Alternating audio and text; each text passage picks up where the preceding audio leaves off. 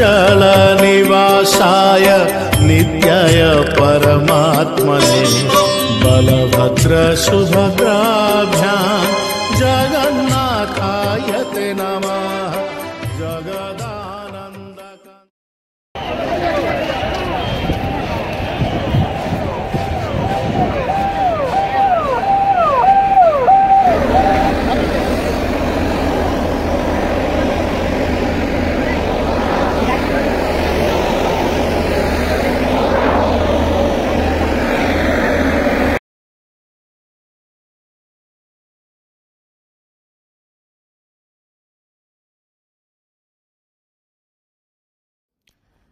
খুব ভাগ্যবান হলেই মানুষ চারধামের এক ধাম পুরী আসতে পারে, তাও রথের সময়, যখন স্বয়ং ভগবান ভক্তের সাথে দেখা করতে মন্দির ছেড়ে রাস্তায় আসেন।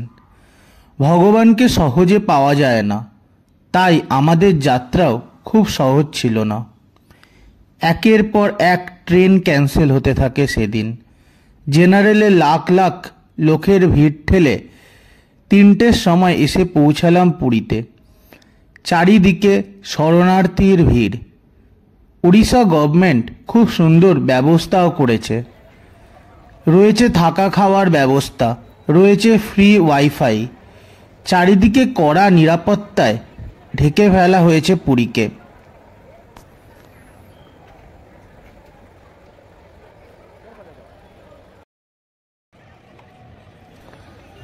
ঘড়িতে তখন ভোর 6টা। আমরা পৌঁছে যাই পুরীর মন্দিরের গ্র্যান্ড রোডের সামনে। চারিদিকে লোকারণ্য, রয়েছিল বিশেষ ব্যবস্থা। মিনারেল ওয়াটার থেকে শুরু করে খাবার সব কিছুই বিনামূল্যে প্রদান হচ্ছে শরণার্থীদের জন্যে।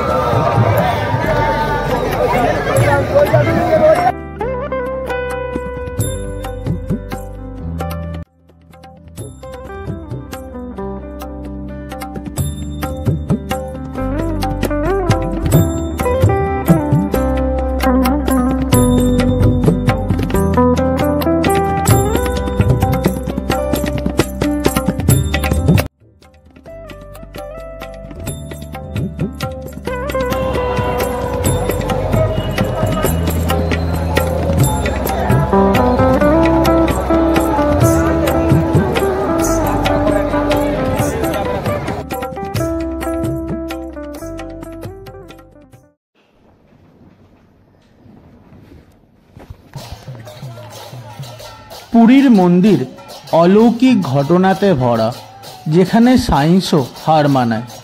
মন্দিরের ধ্বজা হাওয়ার উল্টো দিকে উড়ে, ঠিক তেমনই অলৌকিক ঘটনা ঘটল সেদিনও। জুলাই মাসের গরমে যেখানে টেম্পারেচার 35 থেকে 40 ডিগ্রি, তখন সারা মন্দির কুয়াশায় মুড়ে গেছে। কিছু স্পষ্ট দেখা যাচ্ছিল না।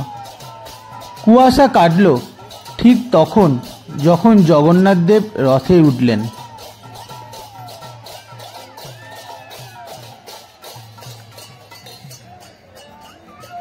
পুরী মন্দিরে হিন্দু ছাড়া অন্য জাতির মানুষের প্রবেশের নিষেধাজ্ঞা আছে। অনেক বিদেশি শুধুমাত্র এই দিনেই আসেন ভগবানকে দর্শনের জন্যে পুরীতে। ভগবান কাউকে ফেরান না। স্বয়ং ভগবান এই দিন নিজের রাস্তায় নেমে আসেন তাদের ভক্তকে দেখার জন্যে। এই বছর শরণার্থীর সংখ্যা প্রায় 25 লাখ ছুঁয়েছে। তেমন গরম, 40 ডিগ্রির ওপর টেম্পারেচার। চারিদিকে জল কামান দিয়ে জল বর্ষণ করা হচ্ছে গরম কমানোর জন্যে। উড়িষ্যা গভর্নমেন্টের ব্যবস্থা খুবই ভালো। অ্যাম্বুলেন্স সদা তৎপর, মেডিকেল টিম খুব ভালো কাজ করছে, সাথে প্রশাসন ব্যবস্থাও ও নিরাপত্তার দিকেও খুব খেয়াল রাখা হচ্ছে।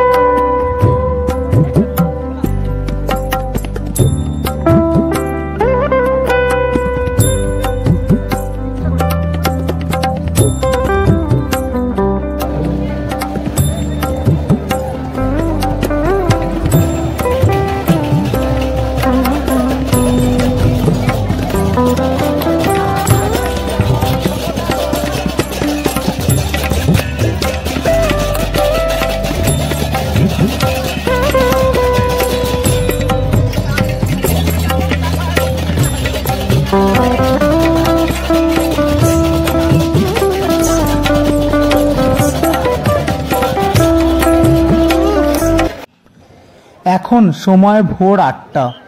চারিদিকে কুয়াশার চাদর যেন গ্রাস করে রেখেছে মন্দিরকে। প্রায় 10টা পর্যন্ত এরকম কুয়াশা ঘিরে রাখে মন্দিরকে। তারপর হঠাৎই যেন রোদ উঠে যায়। চারিদিক আবার যেন রুদ্র ঝলমল আবহাওয়া বিরাজ করে।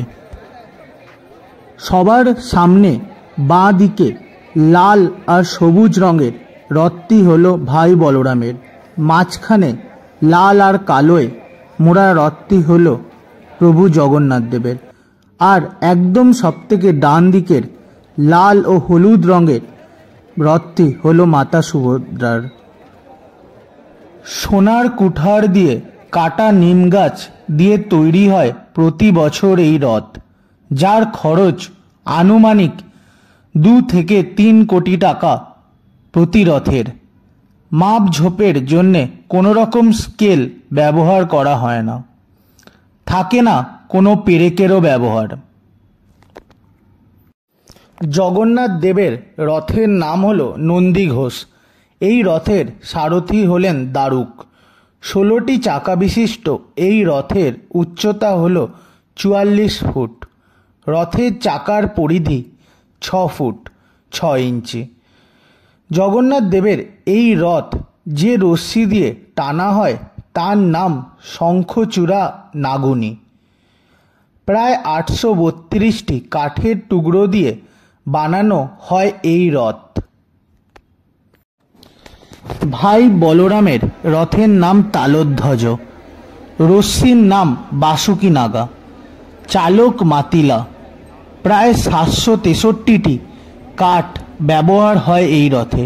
14টি চাকা বিশিষ্ট এই রথের হাইট 43 ফুট। মা সুভদ্রার রথের নাম দর্পদলন, চালায় অর্জুন, রশ্মির নাম স্বর্ণচূড়া নাগিনী। কাঠের সংখ্যা প্রায় 593টি। 12টি চাকা বিশিষ্ট এই রথের উচ্চতা 42 ফুট।